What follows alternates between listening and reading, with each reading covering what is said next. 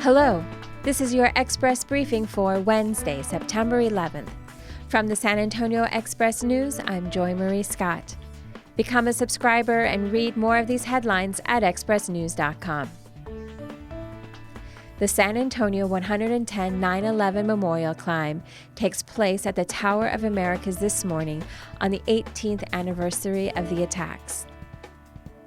We catch up with Burbank Junior Matthew Salazar, who's leading the area in rushing so far this high school football season.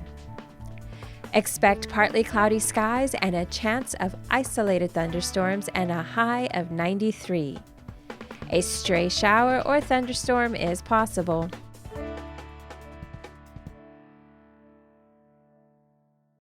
Julian Castro arrives at this week's Houston debate with confidence after a rise in the polls, but is still in search of breakthrough moments to propel him along the primary season. The former San Antonio mayor drew praise for his performances in the split-stage Democratic debate earlier this summer, but Thursday's debate presents a new dynamic with the top candidates all on stage at once. Castro hopes for a moment enabling him to shine by controlling the discussion on a topic similar to how he focused on immigration in each of the first two debates. The debate over the Alamo's cemetery status is heading to federal court. Top Pilam Coahuiltecan Nation, a community of descendants of South Texas's missions, filed a federal civil rights lawsuit alleging that its members have been excluded from having a say in what happens to any skeletal remains that may be unearthed in Alamo Plaza. The lawsuit seeks to protect a cemetery associated with the Misión San Antonio de Valero, according to Top Pilam, and could affect a massive project to make over the Alamo. More people are going without health insurance in Texas and across the country, according to new census numbers. Median income for U.S. households remained relatively flat at $63,179 in 2018. The national poverty rate, though, dipped to 11.8%, its lowest point since before the Great Recession. It's the fourth consecutive drop. More definitive statistics about Texas, including counties and cities, will be released later this month. Texas has closed 750 polling places since 2012, the most of any state.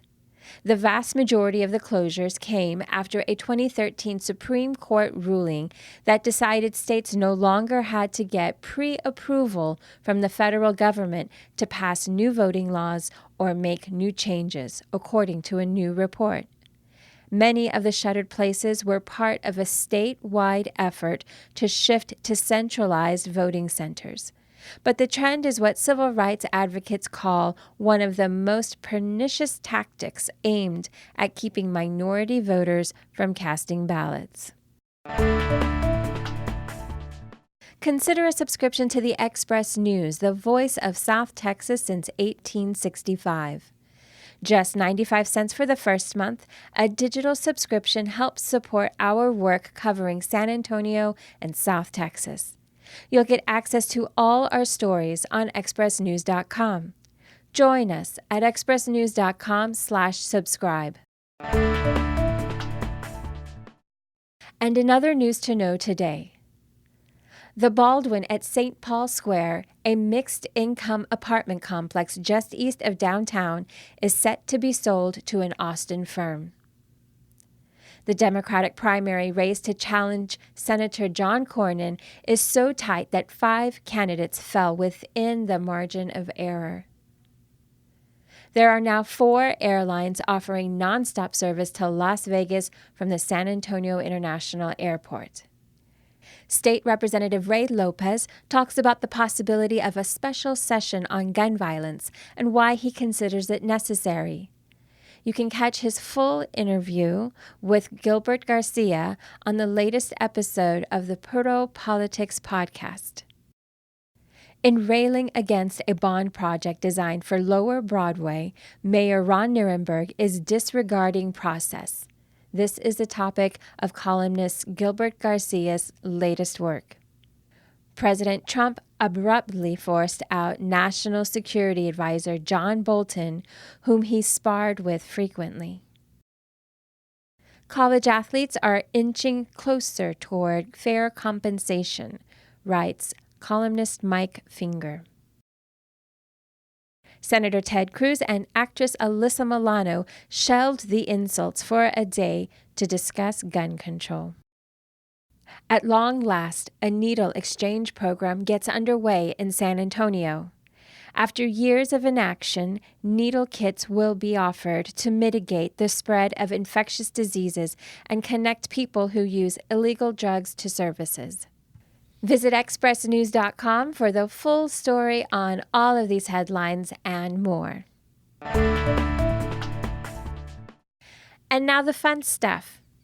Mary Poppins has taken off at Public Theater of San Antonio, and Deborah Martin takes us behind the scenes with an interview with Hadley Rose, who plays the title role in the Disney musical. Visit expressnews.com/features for details on this Kentucky native.